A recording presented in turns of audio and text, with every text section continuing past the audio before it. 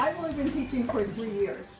And even though I look old as skirt, I haven't actually been teaching all this time. I just came from practice 3 years ago.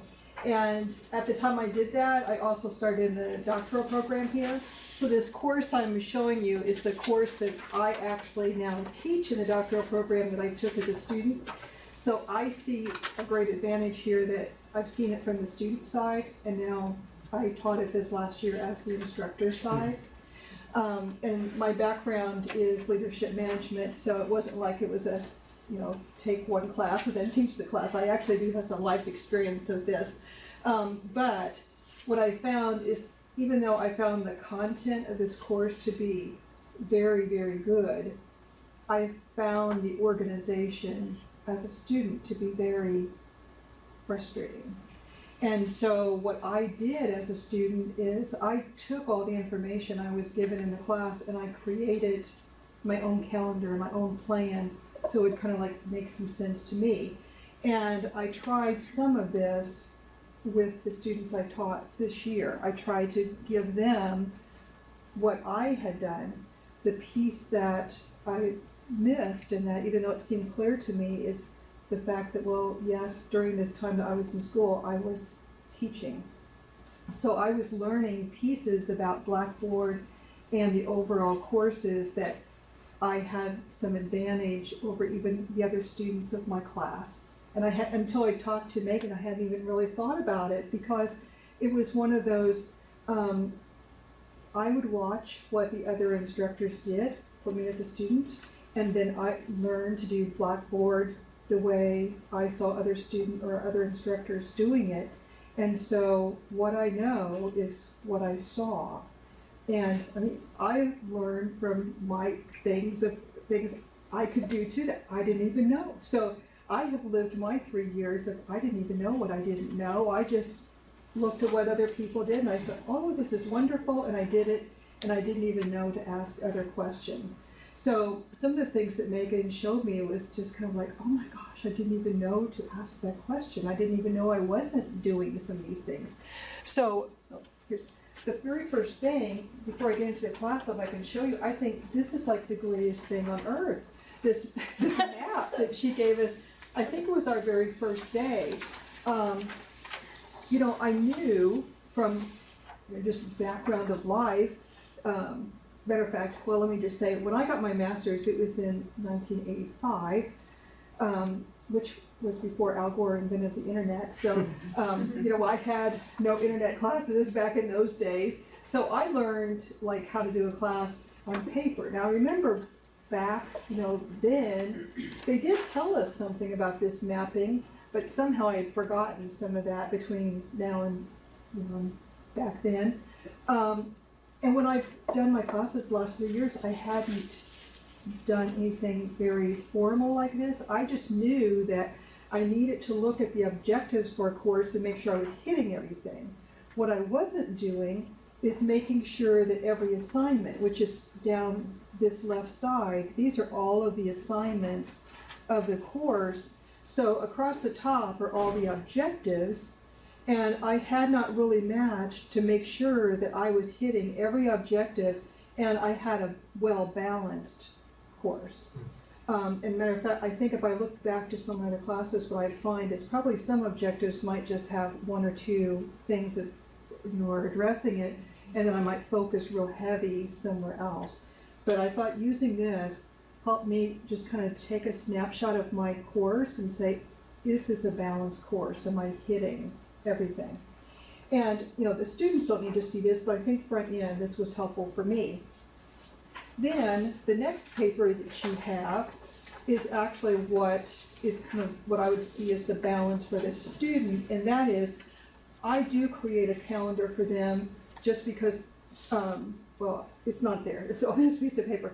This is what I did as a student. I created an overall kind of a calendar list so that I could keep track of what assignments were coming due and what assignments were linked together. Because you see on this course, this is a 5-hour course. And so, as a doctoral course, it has to be pretty heavy, but at 5 hours, it's heavy. So it's a real heavy course as far as assignments. And there's something due every week, and some weeks there are multiple things due. So I found that creating something like this helped me keep track, kind of looking ahead when I needed to have various papers done. Because, you know, as you all know, when you're in a class like this, you don't wait until this week to do next week's assignment. So I had to be able to project out when it was due. The other thing that I thought was helpful is that for this particular course, there are 6 topical headings. And so it's important to be able to know, okay, for 3 weeks we're working on this topic, what assignments are linked to that topic.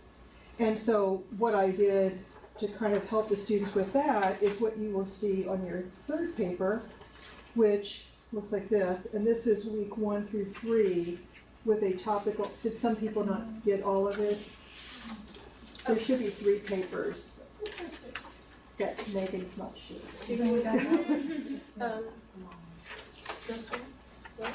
I only have one thing. Because I had like, I thought 15. I think they would be able to do this. Okay. Is that an extra? With the paperclip. Okay. Oh, you just get, here? There you go. I can move to that page too, but I think if you could actually get a paper of it, it will be easier to follow. On this one, I have the weeks that are associated with a topical heading. And for that week, I have again listed the objective of the course.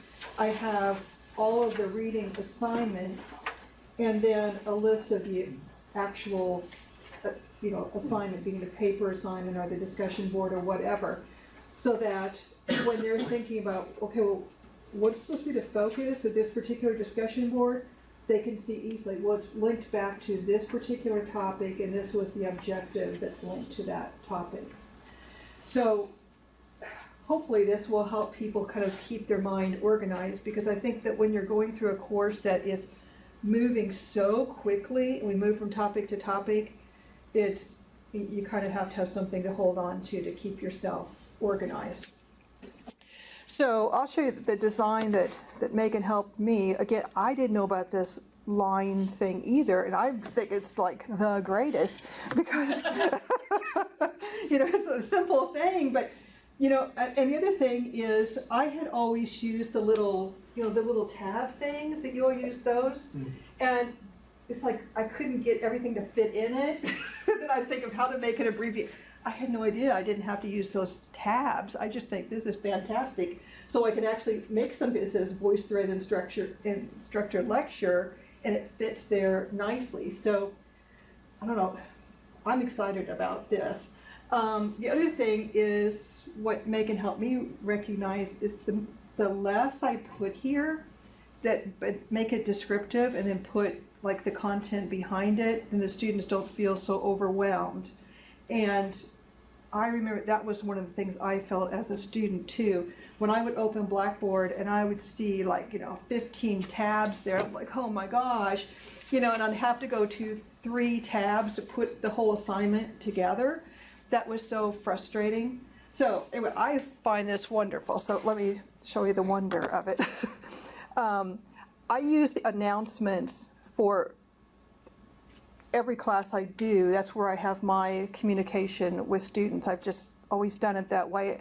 And I enter to the announcements. I don't enter to homepage. So, I don't know what the pluses and minuses of that are, but it's just what I do, and I feel comfortable there. What I didn't know is that I could also embed my Voicethread there. And so for this one, the beauty of having the doctoral students is that we do have an on-campus intensive. So even though it's an online class, the first week I can have them together so that we can all get hooked into the class together. So I don't have to put the detailed instructions as I do with the master's classes that I teach that are only online. So anyway, the embedded Voicethread here is what I think is very helpful to know. I put my syllabus as a separate section, and I think Ethel, you did that also, didn't you? Wasn't your syllabus as a standalone? And then I do use a calendar, and I have that linked here, and that's the calendar that you have. The Voicethread, I probably will keep both options available to them. As I put out a new one, and I'll put that in the announcement page, what I was thinking is if I keep this one here, if they want to look back later, it'll be easier to find than if I have it just in the announcement, because then they would have to remember, okay, when was that announcement? You know, how do I find that? So I'll probably have both. The module reading plan is what I had handed to you, that the week 1 through 3 is what we looked at. And you see I have listed here what topical heading it fits under. But the other suggestion that Megan gave me was, if you notice on my tabs over here, I have a separate section for assignments. Okay, if the students don't know to look in that one, under this module reading plan, we added a section here too that just tells them where they will find it. So if they're on this page and they can't find their assignments, they will at least see here that they need to go to the tab that says assignment. So I thought that was just a nice little help for the students. And, okay, let me just flip to the assignments real fast here. What I did with this one is, you'll notice on my calendar I have lots of different kinds of assignments. So under the assignment tab, I color coded them. So if they want to see, okay, what is the rubric for a scholarly paper? How do I find that? What's in it? They would look within all these blues. They're all together. And then the case study is one color. I have the topical study, which actually includes a blog and a paper. It's another color, which I don't think you can see as well on there as you can actually see on the computer. There's a PowerPoint assignment that they have to do, and then a journal. So all of their assignments are color-coded to be able to find it. When they submit their paper, they'll submit it here, but they also will find their rubric here. So if I want to see the rubric for this particular first paper, I'll just pull this up, which is massive. Editing on the top, can you see it? Yeah. Yeah. And that way it will look more normal.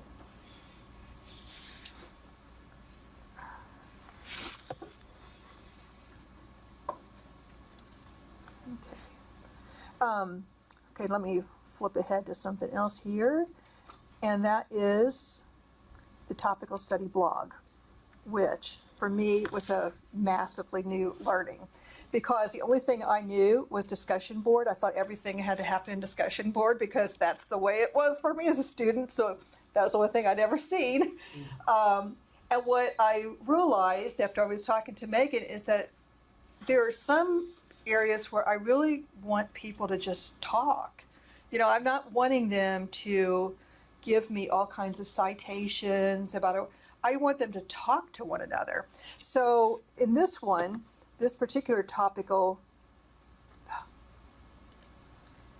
you can see that there is a textbook that we use, and I actually just copied 2 quotes out of it, and I want them, based on our topic of the week, to just kind of discuss among one another. Okay, what does that mean? What does this make you think, you know, whenever you read this? And so I want them really to just talk. And I find that it's really hard to make doctoral students talk without the citation of whatever. So this one with these examples, I think it's going to work great. And what I did is I created a sample for them because, you know, a lot of these people are going to be like mid-40s, 50s. I mean, even though I find that they're actually much more computer literate than you might think, it's the use of, when you start to move from one thing they're familiar with to something else, like, okay, they've used discussion board, but now I'm going to use a blog. Even though it can be easy, just kind of like saying it is kind of scary. So if I put an example on here, I think they're going to be fine with it. But then I actually do have a discussion board where we have some case studies. In our case studies, we actually do use one of our textbook where there are cases that they do have to use citations and present something and then talk back and forth about what they're, for example, like administrative decisions. Like if you had a legal issue that came up in a healthcare setting, you know, how would you handle this? they present what they would do, and then they give pros and cons back and forth. So the difference of just kind of talking versus, okay, according to this citation, this is how this particular situation should be handled. That's why I use discussion board for that case versus a blog for just kind of talking about it. So we have about So- 3 minutes. Roxanne, do you have any particular area you would like to get some feedback, or the audience see something that you would like to suggest, Roxanne? What? Yeah, that's great. I have one question. I saw you use a lot of the color coding technique. I think that's a wonderful idea because it's more, visually appealing to students. But one question is, is there any place you explain the meaning of each color, like to students? Because I also saw that in your announcements, like you try to use different color too. And actually, the color has no meaning. The color only has meaning to make things stand out as different. And I tend to do that in all of my classes in my announcements, just so that, like, 1 week I'm red, 1 week I'm blue, just so that they can see that there's something new there, but it has no deep meaning. So it's just a way to organize the content. There might be a deep psychological meaning if I really, maybe the red weeks are what I'm really, but I don't know about I was saying is maybe there's got to be some sort of captioning, like not captioning, some sort of a little line explain. legend. Blue is projects, orange is, Oh, but that could be just a. yeah, it just doesn't have a meaning to me Yeah. though, really. So any other? Is there anything you would particularly like to get some feedback, or you're not quite sure? Either way, like you were torn about how to. I mean, you're very happy. I personally really, really like this. I mean, just because, like I said, I didn't know any other ways. And so every time Megan would say, like, why are you doing that? I don't know. It's the only way I know. And so it was just the simple things. It's the assignments, for example, to just be able to know that it was okay to put just that one word of assignment and then put all my assignments in one spot. I just thought, why didn't I ever think about that? I mean, how it's so simple, but I think it's going to be so handy for students. Any feedback? Not necessarily suggestion. Just a little bit. Yeah, I just have my control panel open. So as far as what the students would see, this is it, which is pretty amazing. It's very clean. That's what I think this really stands out to me. It's like really clean. Now, one of the things that, I mean, we can't really show you on this, but one of the things we're very, very lucky, in our college is that we have, like, within the tools, it's all built for us. So, like, our handbooks are there, and, there are some forms. I can't remember if anything pop up into your head right now, Jane, that, I mean, it's kind of basically formatted What she's by the referring to College is the of Nursing. Blackboard template you're referring to, right? Well, actually, all kinds of reference tools for the students. Yeah, yeah, the library is really, So really we helpful. do It's already have there. A Blackboard template for online professors wants to use, and we also build some of those. And what Roxanne is referring to is a particular template that nursing health professional faculty get their Blackboard, all the information already plugged in. So if anyone who's not in that college would like to have such resources, you can contact your instructional designers, and we will put that folder in, help you put that folder in your course, so you can also have access to that information. So I think that's as a student, I found that to be very, very helpful to have all those library resources right there. great job. Let's give her a